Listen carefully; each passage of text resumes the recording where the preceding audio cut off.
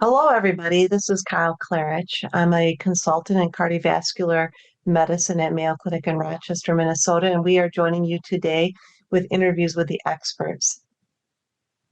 Today, I have Dr. Vidhu Anand, who is here to talk to us about the remodeling that occurs in aortic regurgitation.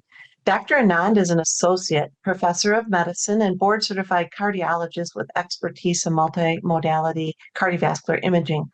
She completed her degree at the Postgraduate Institute of Medical Sciences in Rohtak, India, followed by an internal medicine residency at the University of Minnesota. She then pursued both general cardiology and advanced training at multimodality imaging at Mayo Clinic in Rochester, Minnesota. Dr. Anand is board certified in internal medicine, cardiovascular disease, echo, nuclear, cardiac CT, and cardiac MRI. She has authored nearly 80 peer-reviewed publications, book chapters, and research interest focus is generally on valvular heart disease, advanced cardiac imaging, and pulmonary hypertension. She's also actively involved in national committees of the American College of Cardiology and the American Society of Echocardiography and is passionate about advancing research and medical education. I can say firsthand that I have observed all of these qualities, and we are so pleased, Vidhu, that you could join us today with interviews of the experts. Thank you so much for having me. Oh, you're welcome. We're, like I said, very pleased that you could be here. So today we're talking about assessing left ventricular remodeling using left ventricular volumes rather than dimensions in aortic regurgitation. You know, your work has shown that the role of imaging markers can really help detect early myocardial dysfunction in patients with severe aortic regurgitation. I wonder if you could walk us through how those markers are used, how they can assist in our risk stratification, and even determining, the time of intervention in chronic aortic regurgitation. Yes, so the current guidelines recommend intervention in aortic regurgitation once there is development of symptoms or ejection fraction falls below 55%, or there is significant left ventricular enlargement with end-systolic dimensions over 50 millimeter. But there has been recent research by our group and others that have shown that we can detect the myocardial dysfunction earlier than these guideline thresholds. We have looked at left ventricular volumes and found that at a threshold of end systolic volume more than 45 ml per meter square, there was an increase in mortality and significant increase in severe symptoms. And nearly a third of the patients who had left ventricular size below the guideline criteria by dimensions actually had enlarged volumes. So we may be missing significant remodeling in nearly a third of the patients. Similarly, there are other imaging parameters that have recently been shown to be associated with early myocardial dysfunction, and those include abnormal global longitudinal strain, myocardial fibrosis by cardiac MRI, and also a higher threshold of ejection fraction, 60% rather than 55%. Now, the criteria in guidelines are derived from natural history studies in aortic regurgitation that were conducted between 1970s to 1990s and early 2000s.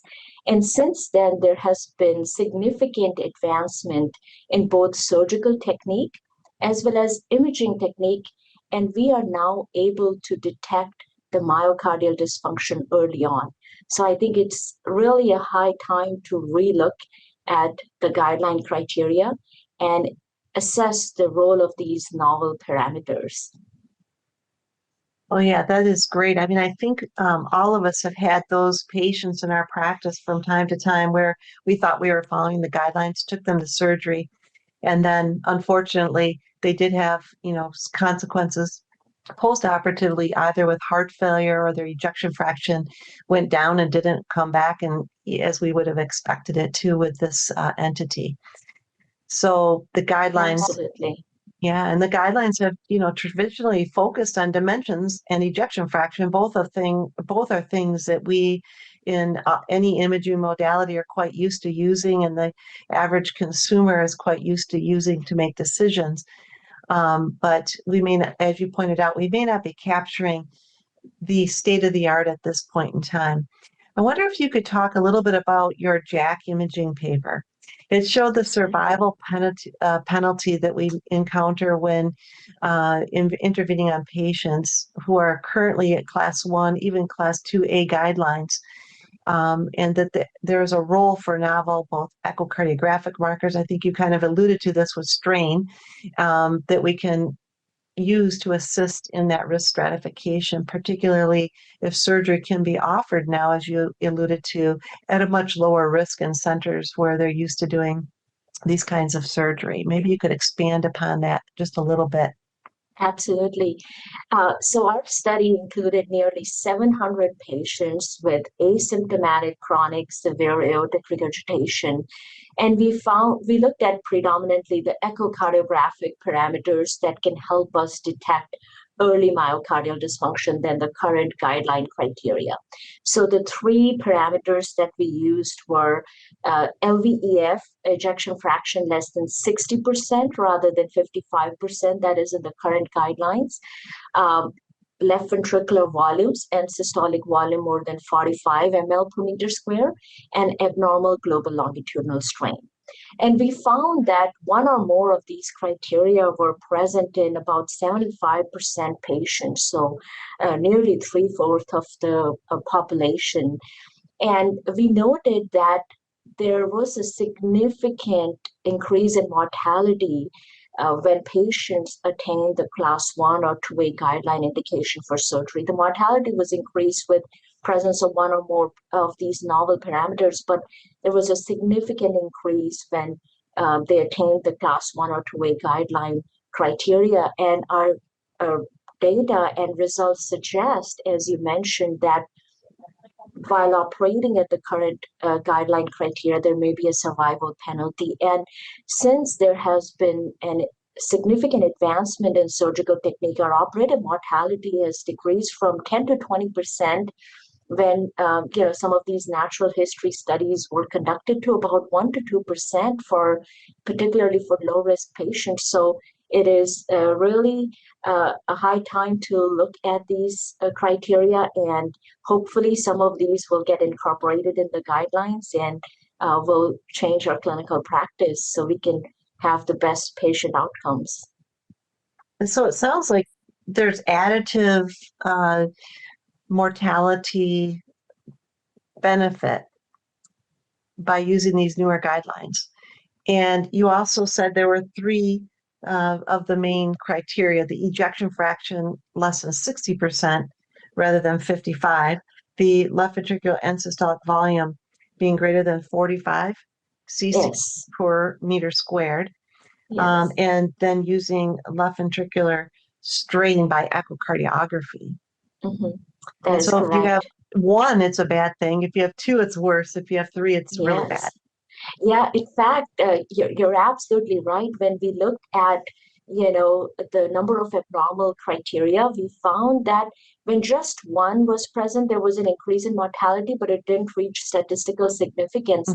When two of these novel criteria were present, there was an increase in mortality. And by the time or in those patients in whom all three were abnormal, the mortality was actually similar to class 1 or 2A guideline criteria for intervention. So if you have a patient whose ejection fraction is less than 60, but more than 55, say 58%, but he has abnormal strain and dimensions are normal, but volumes are increased, that patient has the mortality similar to somebody who has ejection fraction less than 55%, or somebody who has significantly increased volume, end systolic dimensions. So when there are more number of these criteria that are abnormal, there is progressively higher mortality.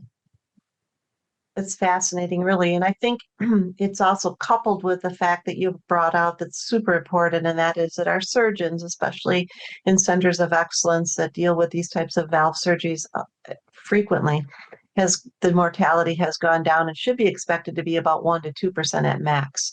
So then the risk benefit ratio certainly has improved. But you might still be on the fence. And I know you've also spoken a lot about multimodality imaging. So say you have somebody that has maybe 1, 2, or even 3 of the echo criteria. Is there a role for multimodality imaging in aortic regurgitation in the patients that may, either you're sitting on the fence or you're not quite sure what's the next step, or you're not really 100% that we've got everything that we need to convince our surgical colleagues to take a patient, or maybe convince the patient sometimes, right? If they're asymptomatic. That is a great question. Yes.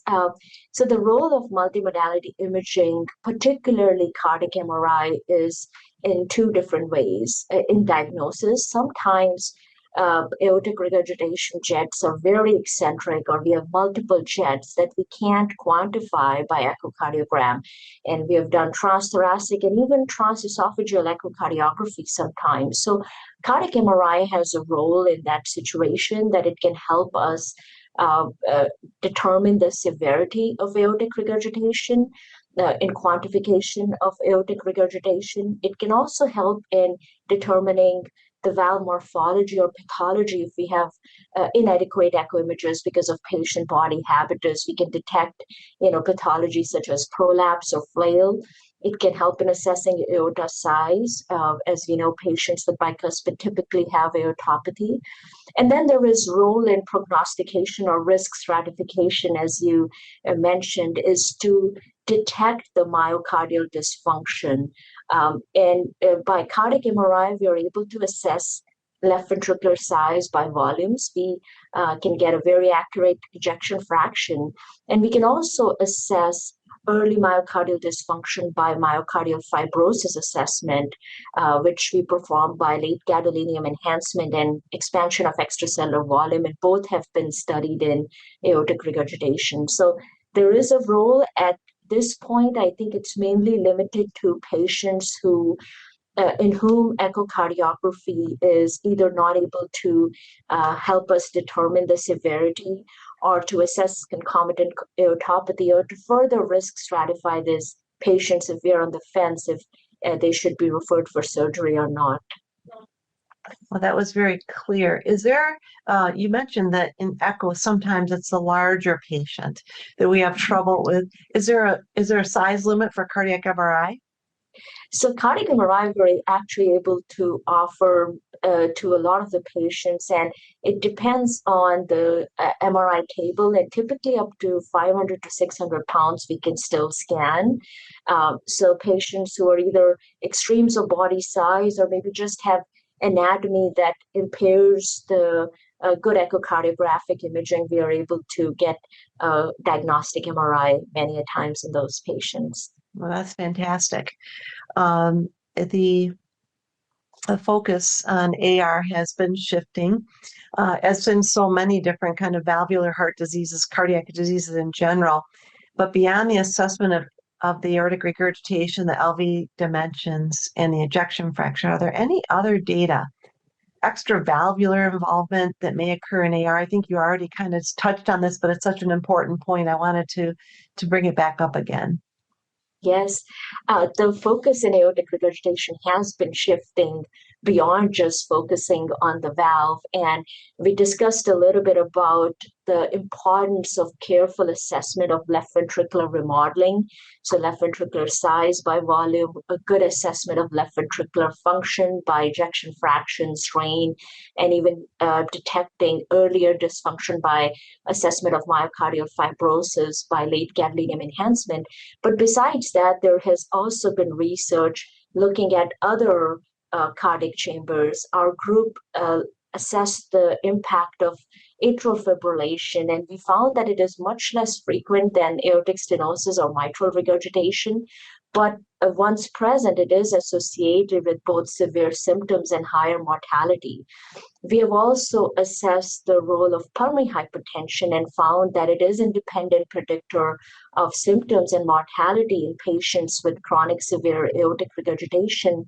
But interestingly, the benefit of aortic valve surgery persisted in patients with and without pulmonary hypertension. And in majority of the cases, about two-thirds, the pulmonary pressures regressed significantly at the dismissal echocardiogram, which at our center we perform about 5 days post-operatively and just prior to discharge, suggesting a predominant post-capillary mechanism.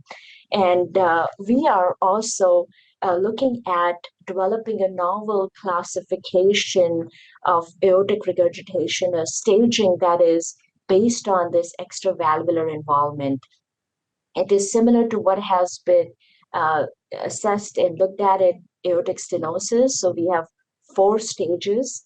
Stage 1 includes left ventricular involvement, so enlargement, ventricular dysfunction. Stage 2 includes when the left atrial pressures increase, either left atrial enlargement, development of significant MR or atrial fibrillation. Stage 3 is, long-standing disease where because of increased left atrial pressures, now there's development of pulmonary hypertension or TR.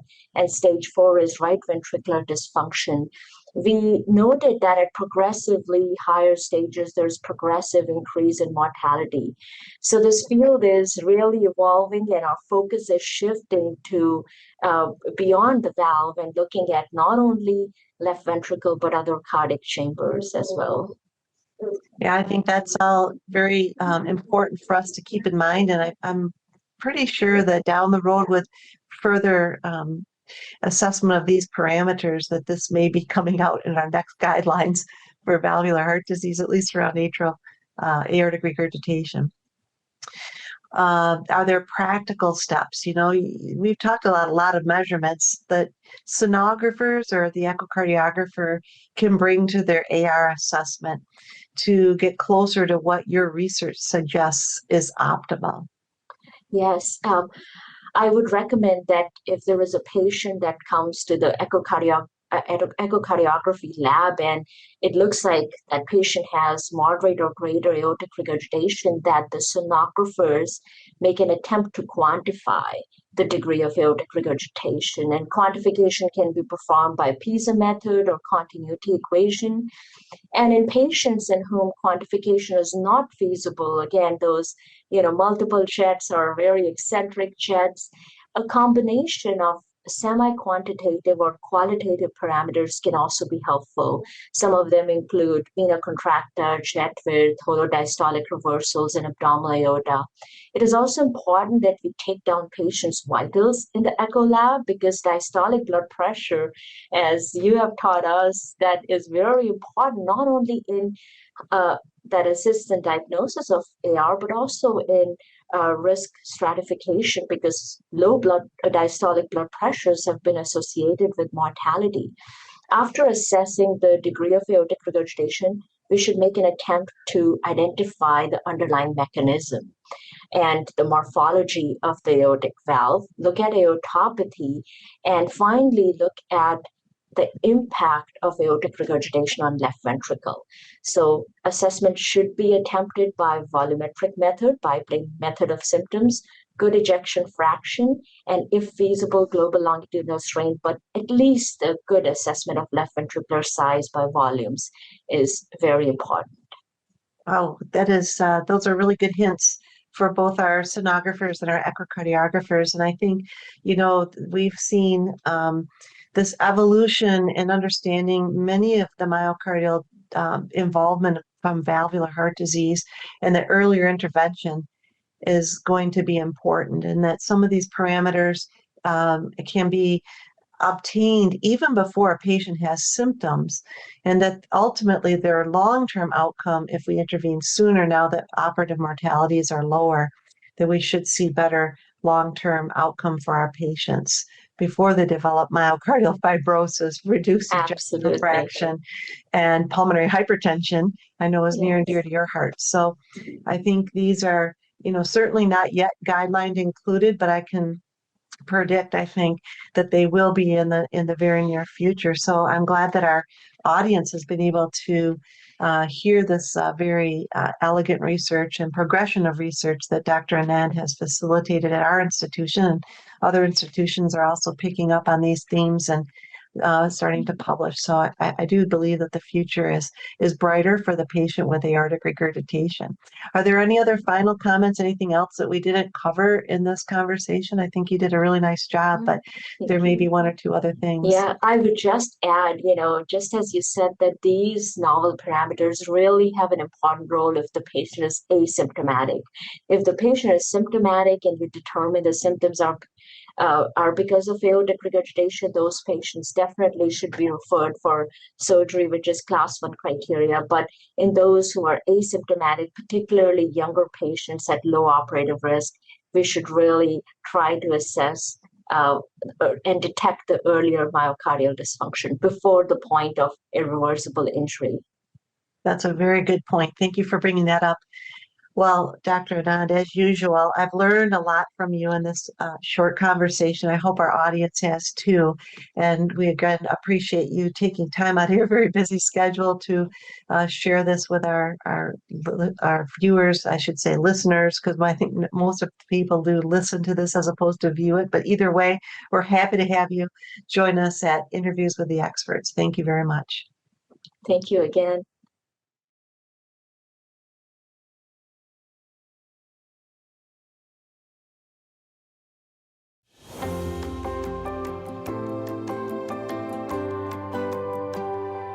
At Mayo Clinic, relentless learning fuels world-class care. I'm Dr. Mark Moline, Wound Clinic Director of the Vascular Center at Mayo Clinic in Rochester, Minnesota. If today's episode gave you a fresh insight, imagine what a full course can do for your patients. Head to cveducationmayo.edu and explore our live and online programs, quick on-demand modules, and CME-accredited masterclasses, all created and taught by the very voices you trust here. Join thousands of clinicians who've already turned curiosity into expertise. Level up your practice now at cveducation.mayo.edu.